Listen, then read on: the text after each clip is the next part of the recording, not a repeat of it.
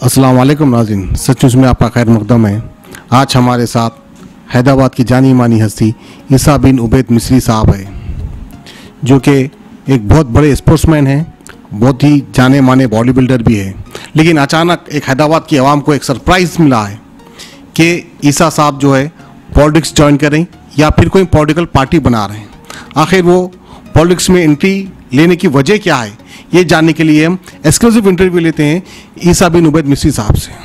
अचानक आपकी पॉलिटिक्स में एंट्री हुई, कहीं हैदराबाद की आवाम एक सोचने में पड़ गई कि क्या वजूहत है जो एक स्पोर्ट्समैन, एक मानवा स्पोर्ट्समैन जो है आज पॉलिटिक्स में आ रहा है। मैं पॉलिटिक्स को शुरू से ही इग्नोर करता चला, क्योंकि बिना पॉलिटिक्स के कोई भी चीज़, कोई मुल्क नहीं चलता। पॉलिटिक्स हो रही है, चल रही है, मैं कई ज़माने से, बचपने से देख रहा हूँ, और मेरा कोई पॉलिटिकल बैकग्राउंड नहीं है, और मेरा पॉलिटिक्स में आने का कभी कोई इरादा, मकसद भी नहीं था। मैं चंद दिनों से ये महसूस कर रहा हूँ, मेरे दिल में एक आवाज़ बार बार चुभ रही है कि जो मज़हब को लेके जो पॉलिटिक्स चल रही है, आज उससे मुझे भी नुकसान होगा, हर इंसान को, पूरी इंसानियत को नुकसान होगा। तो मेरी एक आवाज़, दिल की आवाज़, मैं कोई पॉलिटिशियन बन के मुझे कोई सीट नहीं चाहिए, ना मैं कोई एमएलए या एमपी या कोई कॉरपोरेटर के ख्वाहिशमंद हूँ। मेरी दिल की आवाज़ ये है कि जो है आज सारे पॉलिटिशियंस ये सोच लें कि हम हेट स्पीचेस बंद करेंगे और मज़हब को लेके वोट बंद करेंगे। और मैं पूरी आवाम से, जो भी हिंदू, मुस्लिम, सिख, ईसाई जो आवाम है, उनसे भी ये गुजारिश करता हूँ कि अगर कोई मज़हब को लेके आपसे वोट मांगे तो उन्हें आप वोट मत दें। अगर आप वोट देंगे उनको मज़हब के नाम पर, तो कल आपको वो बहुत परेशान करेंगे। देखिए, एक पॉलिटिशियन जब मज़हब के नाम से वोट लेके जीत भी जाता है, तो मुझसे बताइए, अगर कोई हिंदू पॉलिटिशियन जीत जाता है तो क्या वो अपने सारे एरिया के मुसलमानों को अपने तरफ इस्लाम कबूल करो, यानी कि हिंदू हो जाओ, बल्कि उन्हें कोई आपको ज़बरदस्ती करेगा? नहीं। वो फिर क्या करेगा? एक बजट निकालेगा, वो बजट पे वही जो डेवलपमेंट करना है आपको वही करेगा। उसका और कोई तीसरा मकसद नहीं रहता। बस वो जीतने तक हिट स्पीचेस और मज़हब की बातें चलेगी, उसके बाद वो उसको टाइम भी नहीं रहेगा, आप आवाम से मिलने का भी टाइम नहीं रहेगा। वो एक राजा बन जाएगा एरिया का, और उसके सामने कोई आवाज़ भी नहीं उठा सकेगा। हमारे वैसा आम आदमी भी उसके सामने, हम तो छोड़ दो, आम आदमी तो छोड़ दो, कोई भी उसके सामने आवाज़ सर नहीं उठा सकेगा। तो मैं आवाम से गुजारिश करता हूँ कि ये जो मज़हब के ऊपर वोट मांगा जा रहा है पूरे इंडिया में, वो सारे जो है मेरे पॉलिटिशियन से गुजारिश है और आवाम से गुजारिश है, ख़ास करके आप अपने वोट की अहमियत समझिए। आप अपने वोट की अहमियत इस वजह से समझिए, अगर आपको कोई पॉलिटिशियन ये कह रहा है कि मैं आपके मज़हब में आगे आऊँगा, मैं आपको साथ दूंगा, कोई किसी के मज़हब में कभी भी कोई साथ देने वाला नहीं है। उल्टा दिलों में जहर फैल के आज हम जो एक दूसरे के अभी भी करीब हैं, आज भी हिंदू, मुस्लिम, सिख, ईसाई एक साथ रह रहे हैं, मिल रहे हैं, उसकी कल एक ज़िंदा मिसाल मैंने बताई। कल मेरे फेसबुक पर मुझे जो है ना, आपके धूलपेट से के रहने वाले सुरेंद्र सिंह जो एक जिम का इनॉग्रेशन में मुझसे करवाए। देखिए, वो सुरेंद्र सिंह एक हिंदू है और एक मैं मुसलमान हूँ जिसको दाढ़ी भी है, मगर उनकी पूरी फैमिली खुशी के साथ मेरे हाथ से अपने जिम की इनॉग्रेशन कराए। ये मिसाल हमारे लिए बहुत अच्छी है। पूरे हिंदुस्तान के अंदर जो ये देखे, वो वीडियो नहीं भी देखें तो वो वीडियो देखिए, ये एकजहती को आगे बढ़ाइए। मैं आज मुसलमानों में से उठाऊँगा, आप हिंदुओं में से उठिए, हम एक दूसरे से जुड़ेंगे। जुड़ के हम हर पॉलिटिशियंस और हर वोटर को जाके कहेंगे कि भाई अब ये पॉलिटिक्स बंद होनी चाहिए, जो हिट स्पीचेस और मज़हब की पॉलिटिक्स बंद होनी चाहिए। अब जैसा कि आप एक हिंदू और मुस्लिम को जोड़ने की बात कर रहे हैं, यानी कि अब आपकी पार्टी भी ये नाम से बनेगी कि हिंदू मुस्लिम एकता पार्टी, या कुछ और आपने नाम सोच के रखा है? ये वक्त आने पर बताया जाएगा कि हिंदू मुस्लिम एकजहती पार्टी होगी, या हम आपस में डिसाइड करेंगे हिंदू, मुस्लिम, सिख, ईसाई मिलके के जो है हमारी पार्टी का नाम क्या होगा। और हम पूरे हैदराबाद में काम करेंगे, पूरे इंडिया में करेंगे, पूरे इंडिया में काम करेंगे, क्योंकि आज पूरे इंडिया को ज़रूरत है एकजहती की। एक हैदराबाद या ओल्ड सिटी को ज़रूरत नहीं है, आज पूरे इंडिया को एकजहती की ज़रूरत है। कल हमारी आने वाली नस्लें ये जो हिट स्पीचेस से ऐसा हो जाएगा कि हम जो आज खुशी से मिलजुल रहे हैं वो आगे चल के हम एक दूसरे के इलाकों में जाने के लिए डरेंगे, एक दूसरे से बात करने के लिए डरेंगे, एक दूसरे से बिजनेस करने के लिए डरेंगे। भाई मैं दिल की गहराइयों से बोल रहा हूँ, आप ये मत समझिए कि ईसा मिस्री कोई नाम कमाने आ रहा, नाम अल्लाह के फजल से बहुत दिया अल्लाह ताला ने। बहुत लोग मुझे जानते हैं स्पोर्ट्स की वजह से, बहुत नौजवान जानते हैं, खास करके आज के जो नौजवान हैं। मेरे 30 साल की सर्विस है इस बॉडी बिल्डिंग में, कई मेरे शागिर्द हैं जो इंडिया नहीं बल्कि इंटरनेशनल लेवल पे अपना नाम कमाए हैं, और वो लोग की तरफ से मुझे और ज़्यादा जो है शोहरत मिली है। मगर मैं झूठी शान शौकत के लिए आगे नहीं आ रहा हूँ भाई। हो सकता मुझे इस चीज़ से, देखिए कोई पॉलिटिक्स में आता है तो कोई चीज़ से नुकसान भी उसे पहुँचता है, पॉलिटिक्स नाम ही उसी चीज़ का है। मगर मैं किसी नुकसान को डरने के लिए डरूंगा भी नहीं, क्योंकि अल्लाह मेरे साथ है। मैं हक बात है, मेरे दिल की आवाज़ है। आज हज़ारों लोग मेरे साथ जुड़ गए हैं, मेरे को उसका अंदेशा भी नहीं था कि इतने लोग इस चीज़ को नापसंद करते हैं। कल मैं वहाँ पर भी जो इनाग्रेशन किया हूँ उसके अंदर भी मैं लोगों से कहा हूँ कि भाई आप लोगों में हम में कोई बैर है, और वो लोग बोले कि नहीं भाई हम आप एक हैं, गले मिले। वो मेरे को मिठाई खिलाए, मैं उनको मिठाई खिलाया। वो एक ज़िंदी मिसाल है। इस मिसाल को अपन हर हिंदू और मुस्लिम अपनी एकजहती बना के आगे बढ़ें, और नौजवानों से, हिंदू मुस्लिम सबसे मैं गुजारिश करता हूँ कि जुड़ें एक दूसरे से। खतरे से ही नदी बनती है, नदी से समंदर बनता। आप लोग को मेरे ये दिल की गहराइयों से मेरा ऐलान है इस चीज़ के लिए कि आप लोग जुड़ें।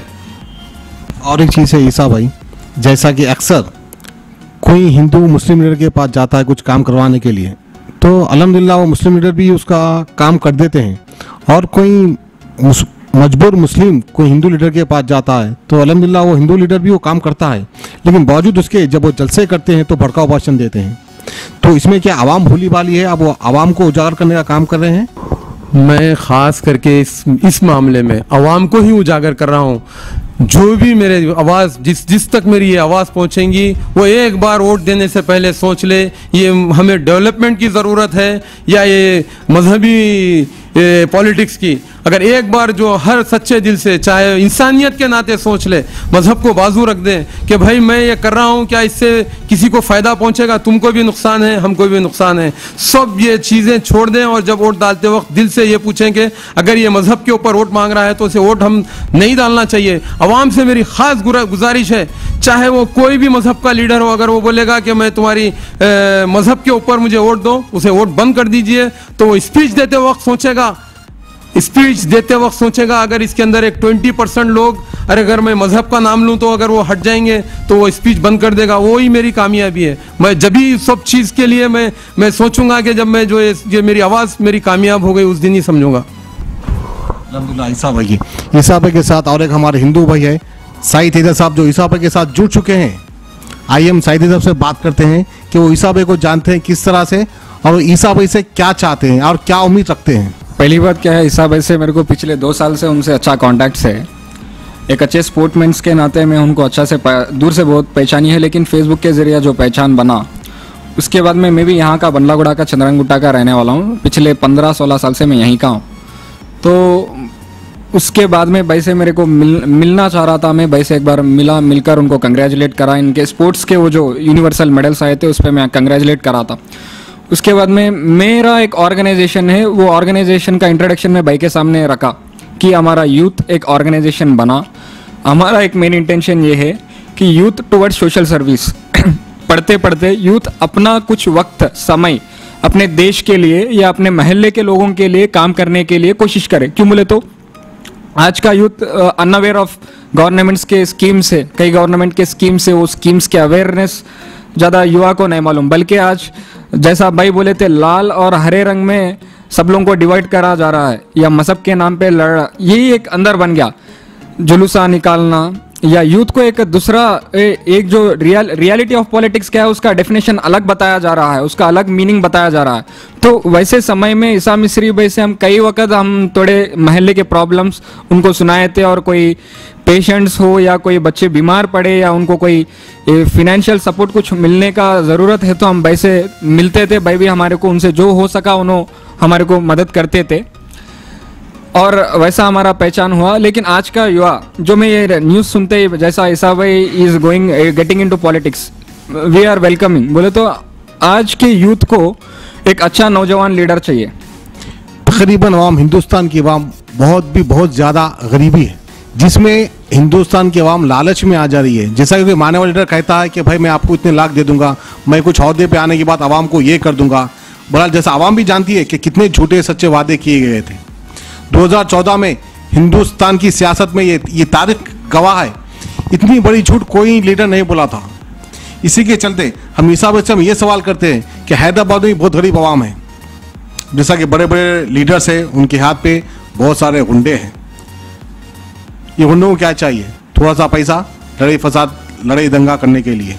तो इस चीज़ को ईसा भाई किस तरह से रोक सकते हैं या रोकने में कामयाब होते हैं, ये सवाल हम ईसा भाई से करेंगे। मैं तो नहीं जानता किसके साथ कौन जुड़ा हुआ है, क्योंकि मैं इस लाइन का बिल्कुल नया आदमी हूँ और कौन लीडर किसको क्या दे रहा वो नहीं मालूम। मगर मैं एक चीज़ सारी आवाम के सामने और लीडरों के सामने रखना चाहता हूँ, जो सारे इंडिया के लीडर्स हैं।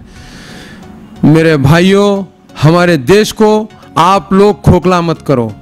आप लोग खोखला मतलब हमारे देश के जो बुनियादी चीज़ें हैं उसको हिला दे रहे हैं आप लोग जो हज़ारों सौ करोड़ रुपए जो पॉलिटिक्स में जो इन्वेस्टमेंट कर रहे हैं, ये इन्वेस्टमेंट का धंधा बंद कर दो।